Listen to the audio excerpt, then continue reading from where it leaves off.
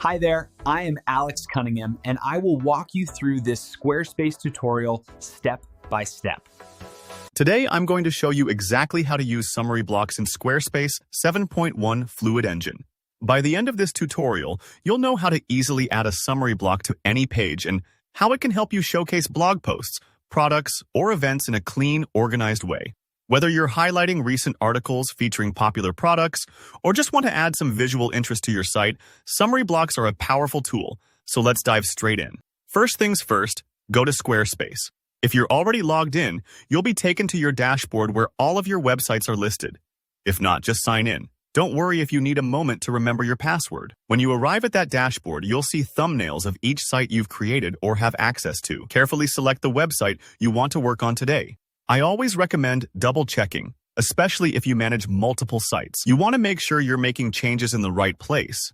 Trust me, I've been there, clicking into the wrong project by accident. Once you've selected your site, look for the Edit button. This is usually found up towards the top right corner when you're viewing any page. Click Edit to enter the Fluid Engine editor. This is where the magic happens. The Fluid Engine gives you a super flexible drag-and-drop workspace. If you're new to Fluid Engine, just know you can move things around much more freely than with older Squarespace layouts. You have lots of space to experiment, so don't be afraid to play around. Now, let's add your summary block. Search along the side or bottom for the Add Block button. This opens up a whole menu of different blocks, text, images, buttons, and more. Scroll or search for Summary. It might help to type it in the search bar if you don't see it right away. The summary block is your key to displaying lists of blog posts, products, events, or any collection you want to summarize for visitors. It automatically pulls content and displays it with thumbnails, titles, and even descriptions, so you don't have to rebuild these layouts manually.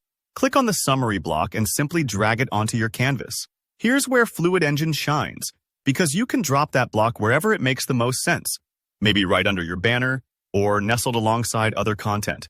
As you drag, you'll see potential placement areas highlighted. Take your time here and choose a spot that feels natural for your design. If you're unsure, don't worry. Fluid Engine makes it really easy to move things around if you change your mind later. Picture it like arranging furniture. Sometimes you need to move the couch twice before it feels just right. Once the block is placed, you'll see it populate automatically with content from your site collections. That's it. The basics are complete. From here, you can customize how it looks, but the core process is finished. Summary blocks update automatically, which means as you add new blog posts or products, the block refreshes itself, keeping your site feeling lively and fresh. And there you have it. Adding a summary block in Squarespace 7.1 Fluid Engine is that simple.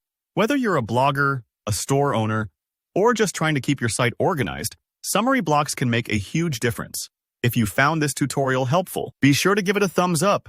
If you have any questions or run into any issues, drop a comment below and I'll be happy to help out. And don't forget to subscribe for more Squarespace tips and tutorials. Thanks for watching, and good luck building your site.